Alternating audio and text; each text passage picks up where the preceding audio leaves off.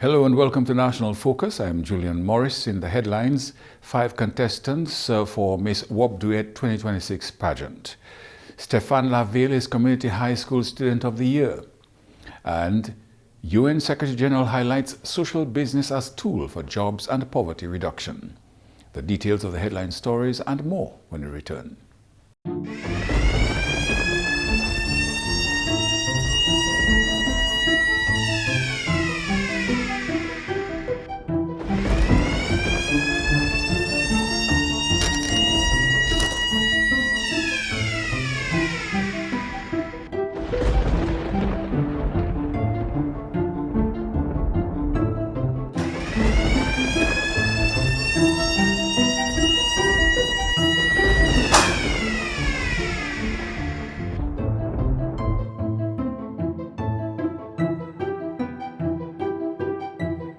October is just around the corner. Time is running out.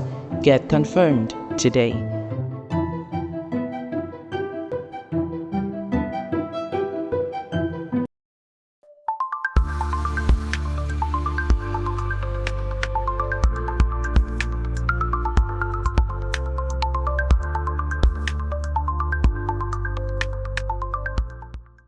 Welcome back.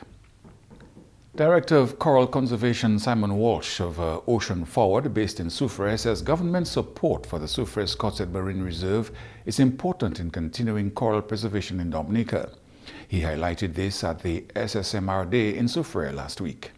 Government support has been really crucial in the fact that the Fisheries Division have always been a very enthusiastic supporter of what we're doing. They understand the reasons for it, they understand that we're passionate about this, and they allow us to go ahead and proceed with this project.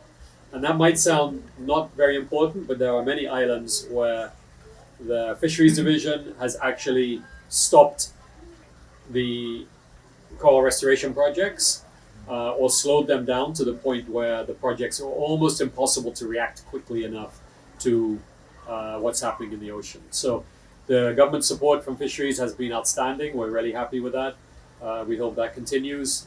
We're trying to do, this is for Dominica. We are not selling anything. We're not making money on this project. It is purely to save Dominica reefs and corals. He says more education is needed to inform fisherfolk about the importance of coral preservation. With fishermen, they need to understand. So it's for us to go out and do outreach and say, without coral, you won't have any redfish left. So it's really important that we do more outreach and more community meetings to talk and explain what's going on. And this is not taking away from fishermen. If you create a healthy environment, then there's more fish and the fishermen benefit. So it's all positive. Fisheries understand, government understand. We're following best practices in the world here. These are not something we're making up as we go along. We have a big support team behind us who we can ask any question any day and get answers from. Could be from Colombia all the way to Florida. We have people doing the same kind of projects as this. With the start of the hurricane season, mitigation measures are being put in place to address any impact by storms on the initiative. So we have a contingency plan of bolting lids on top of these tanks, and that would stop fresh water from going inside them and prevent them from actually having impact damage. But the biggest fear would be, of course, losing electricity, so you no longer have pumps. So we have a generator backup, and let's just hope we don't go through another Maria, because as you know, it's difficult to even conceive of repairing your own house when your entire community is devastated. And so that is a challenge, but the good news is also over at Rosalie, Oceans Forward has already built 2 hurricane-proof buildings that right now is housing the Rosalie Bay Distillery, making rum to try and generate funds to support coral and turtles. But those buildings are, I think they're called Delta 5, and they're up to 220 mile an hour winds or something like that. 5 young women will officially begin their journey to the Miss Dwiyet 2026 crown when the Cultural Division unveils this year's contestants during a special online reveal on Wednesday, July 1. The Cultural Division, in collaboration with the National Cultural Council, will premiere a specially produced pre-recorded video introducing the 5 contestants, alongside the release of their official photographs. The online reveal begins at 6 p.m. and will be streamed on the Cultural Division's official Facebook page and through selected media partners. The event marks the official launch of this year's pageant and gives the public its first opportunity to meet the delegates as they prepare to compete in one of Dominica's premier cultural competitions. Organizers say the reveal will celebrate the elegance, confidence, and cultural pride that define the Miss Duet pageant, while highlighting the contestants' commitment to preserving Dominican heritage and tradition. The 5 contestants will vie to succeed reigning Miss Duet 2025, Zebediah Maxwell, who will crown her successor during the pageant on Wednesday, October 21, 2026. The Miss Duet pageant remains a highlight of Dominica's independence celebrations, showcasing the beauty, heritage, and enduring legacy of the island's national wear, the Duet. The public is being encouraged to tune in online on Wednesday evening to officially welcome the 2026 Miss Duet contestants as they begin their journey to the crown. Creating jobs, reducing poverty, and expanding opportunities for small entrepreneurs are among the benefits of social business. That's according to United Nations General Secretary Antonio Gutierrez. In a message marking the 16th Social Business Day in Dhaka, Bangladesh, Mr. Gutierrez said, economies are strongest when they put people at the center of development rather than focusing solely on profit. Economies are strongest when they work for people, not just profit. Your theme, The Language of Peace in a Fractured World, reminds us that business models built around human dignity, economic fairness, and equal opportunity help create a path where violence and conflict cannot grow. The UN chief said business models that promote fairness, dignity, and opportunity can help build more peaceful societies while creating jobs and empowering people to improve their own lives. He noted that social businesses can strengthen communities by supporting entrepreneurship, expanding access to healthcare, education, and clean energy, and encouraging innovation that addresses everyday challenges. By generating decent jobs and entrepreneurship opportunities, by harnessing local knowledge and investment to strengthen essential services from healthcare to clean energy and education, and by applying technology and low-cost innovations to ease suffering and make life better for people. Mr. Gutierrez also highlighted the achievements of Bangladesh's Grameen Bank as a pioneering example of how innovative financing can help people create their own economic opportunities and lift themselves out of poverty. He said similar approaches can help social businesses grow and contribute to more inclusive and sustainable economies around the world. The United Nations stands with you as we build sustainable economies and peaceful communities grounded in practical and purposeful solidarity.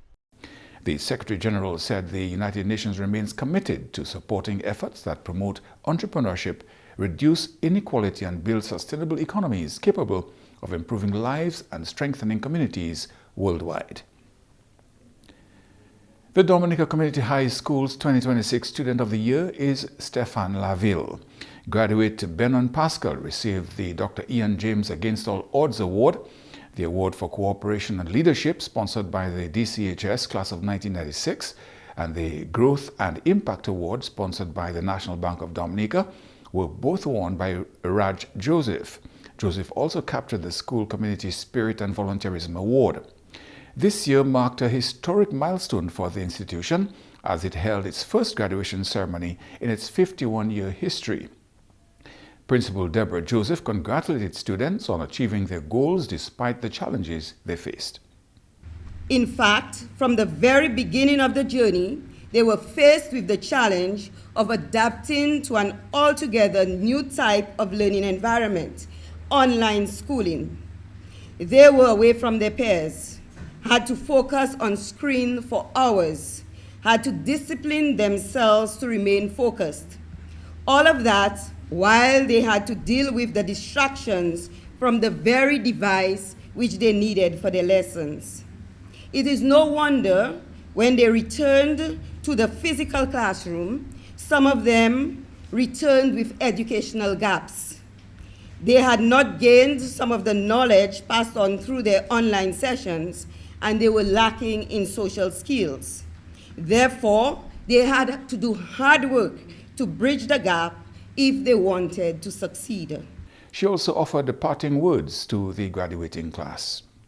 To the graduating class, I am glad to see you go.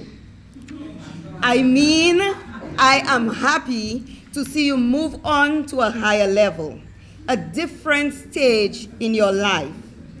As you move on, apply the knowledge and skills that you have acquired at the secondary school level. Remember, the choices that you make affect your future. Make wise choices and be intentional about how and with whom you spend each moment.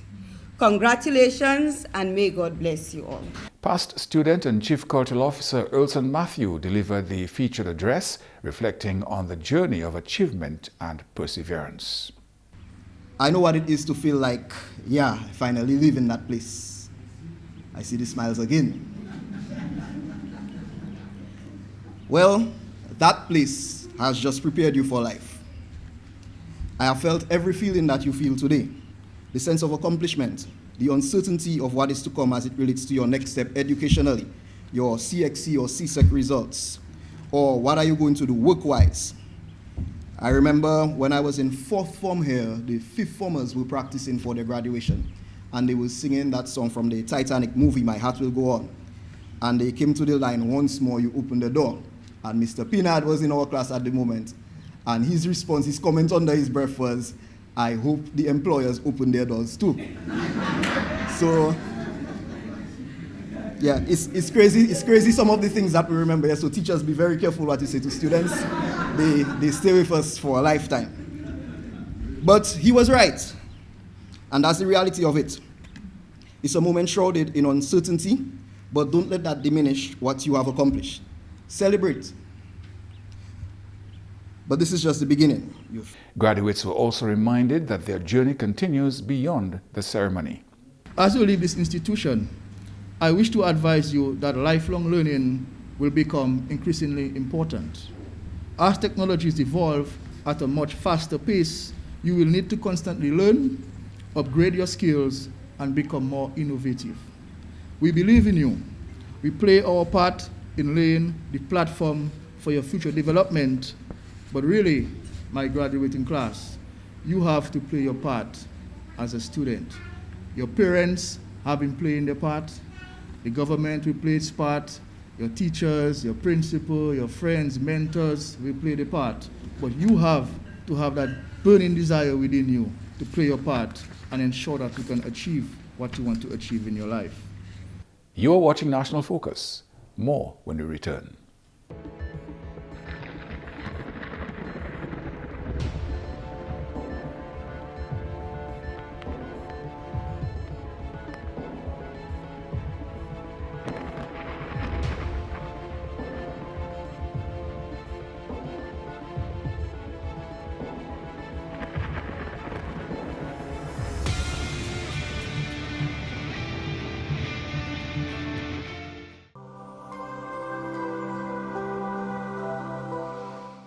Welcome back.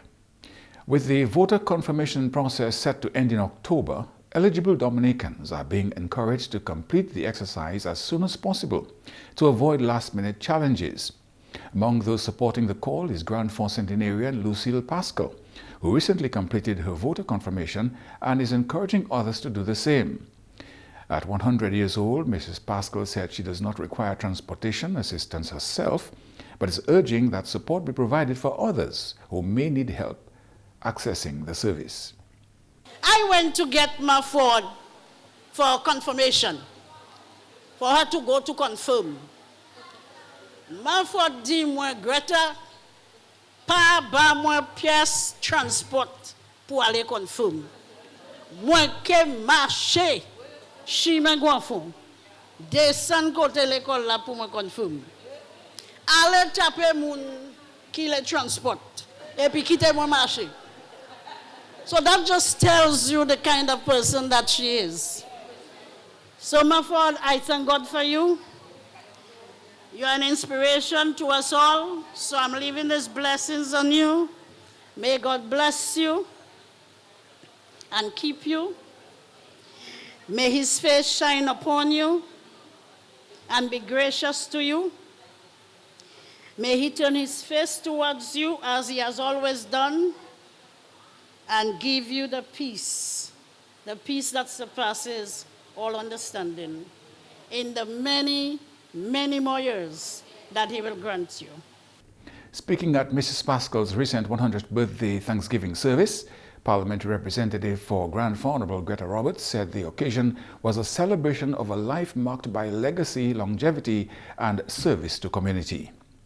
What gives me greater joy today is the fact that Maford, at 100 years, still has all her faculties intact. She can hear well. She can see well. She can speak well. And she can move well. I hope she gets a chance to show us how well she can move. She's a woman that embodies what the Bible speaks of, being blessed with every blessing. Truly blessed in every way. Loved by her family, loved by her friends, loved by all who know her. A woman who has demonstrated courage, resilience, and community service. And now your weather update.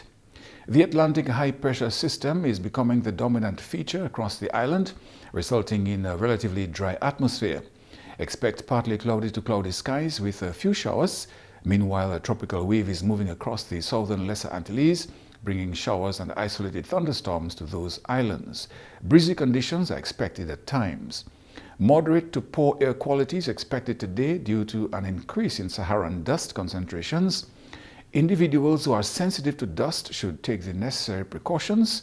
Mariners are advised to carry navigational devices as visibility is likely to be reduced. Sea conditions are expected to be slight to moderate during the next 24 hours. Waves are forecast to reach up to 3 feet along the western coast and up to 7 feet along the eastern coast. And that's all for this edition of National Focus. Be sure to follow GIS Dominica on Facebook, YouTube and on Twitter. You can also drop us an email at gis@dominica.gov.dm. From all of us here on the GIS News Production team, I am Julian Morris. Thanks for watching.